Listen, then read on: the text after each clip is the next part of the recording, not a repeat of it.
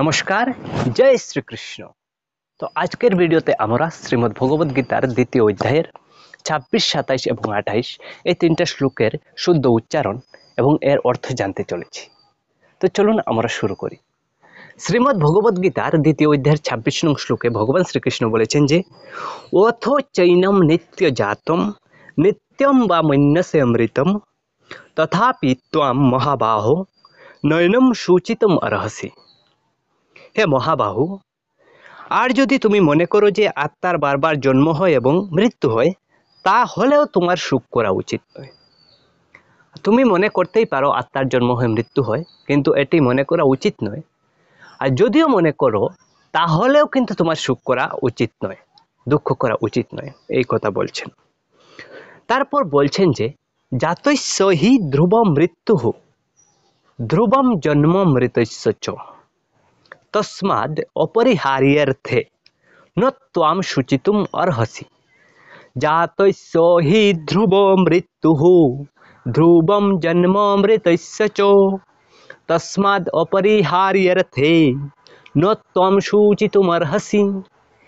এই শ্লোকটির অর্থ হলো জাতস্য হি ধ্রুবম মৃত্যুঃ, যার জন্ম হয়েছে তার মৃত্যু অবশ্যম্ভাবী, এবং যার মৃত্যু হয়েছে তার জন্ম অবশ্যম্ভাবী।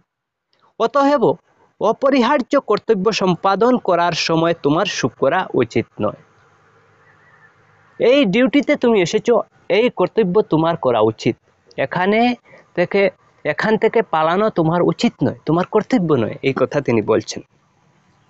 এর পরবর্তী শ্লোকে তিনি বলছেন অব্যক্তাদীনি ভূতানি ব্যক্ত মধ্যানি ভারত অব্যক্ত নিধনান্যেব তত্র কা পরিদেবনা।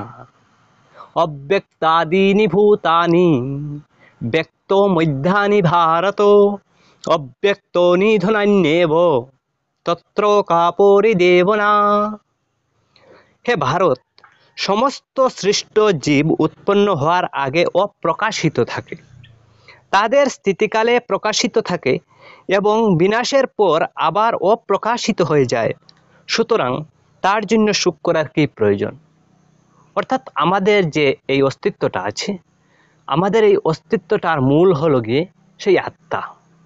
তো এবং আত্মাটা অপ্রকাশিত, এবং যখন এই দেহ থেকে আত্মা চলে যাবে তখন পুনরায় সেই আত্মা অপ্রকাশিত হয়ে যাবে, আমাদের চোখের সামনে ধরা দেবে না। অর্থাৎ আমাদের এই জড়দেহের মূল হলো আত্মা, এবং এই আত্মার জন্য সুখ করা উচিত নয়, তিনি বুঝিয়ে দিচ্ছেন ভগবান।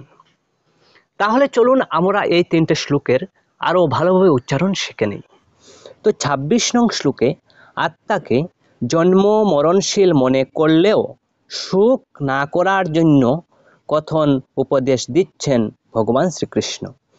বলছেন অথো চৈনম নিত্য জাতম অথো চৈনম নিত্য জাতম নিত্যম বা মন্যসে মৃতম তথাপি ত্বম মহাবাহো নৈবম শুচিতুমর্হসি নৈবম শুচিতুমর্হসি। অথচ এনম নিত্য জাতম। তো এটিকে আমরা একসাথে পড়ব। অথ চৈনম নিত্য জাতম নিত্যম বা মন্যসে মৃতম নিত্যম বা মন্যসে অমৃতম তথাপি ত্বম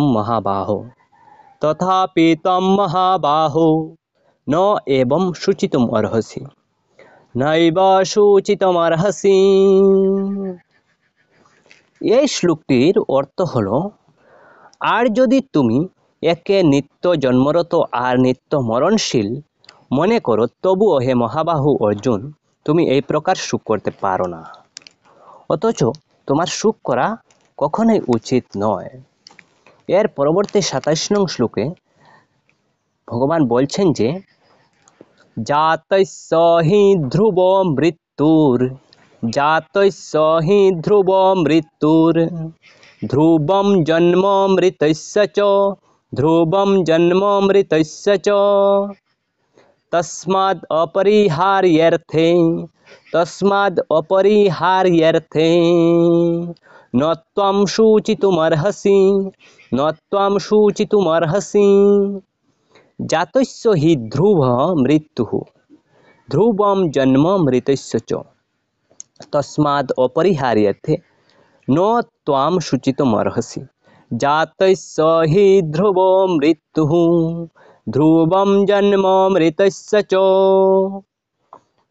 তস্মাদপরিহার্যতে ন ত্বাম শুচিতুমর্হসি জাতস্য হি ধ্রুব মৃত্যুঃ ধ্রুবম জন্ম মৃতস্য চ তস্মাদপরিহার্যতে ন ত্বাম শুচিতুমর্হসি।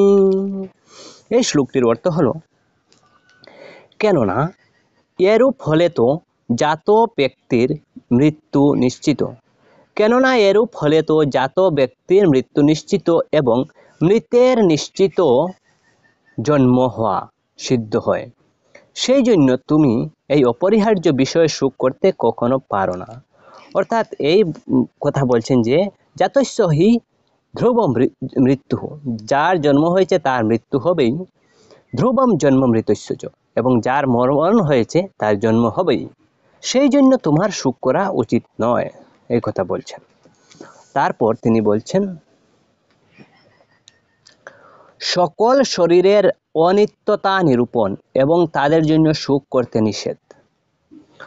অব্যক্তাদীনি ভূতানি অব্যক্তাদীনি ভূতানি ব্যক্ত মধ্যানি ভারত ব্যক্ত মধ্যানি ভারত অব্যক্ত নিধনান্যেব অব্যক্ত নিধনান্যেব তত্র কা পরিদেবনা তত্র কা পরিদেবনা। তো এই শ্লোকটি ভেঙ্গে ভেঙ্গে দেওয়া আছে, এটিও আমরা দেখে নেব। অব্যক্তাদীনি ভূতানি ব্যক্ত মধ্যানি ভারত। তো আমরা পড়ব অব্যক্তাদীনি ভূতানি ব্যক্ত মধ্যানি ভারত অব্যক্ত নিধনান্যেব অব্যক্ত নিধনানি এব। আমরা পড়ব অব্যক্তানি নিধনান্যেব তত্র কা পরিদেবনা তত্র কা পরিদেবনা।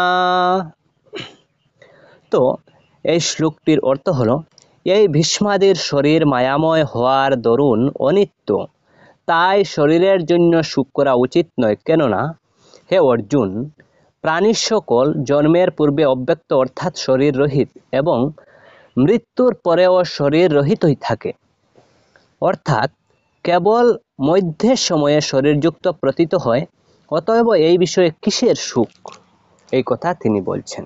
সবাইকে ধন্যবাদ ও নমস্কার জ্ঞাপন করে এই ভিডিওটি সমাপ্ত করলাম। এর পরবর্তী ভিডিওতে আমি আরো গুরুত্বপূর্ণ শ্লোকগুলি নিয়ে আপনাদের সামনে উপস্থিত হব। আপনারা অবশ্যই চ্যানেলটি সাবস্ক্রাইব করে রাখবেন এবং ভিডিওটি অবশ্যই অন্যের কাছে শেয়ার করে দিবেন। ধন্যবাদ। হরে কৃষ্ণ।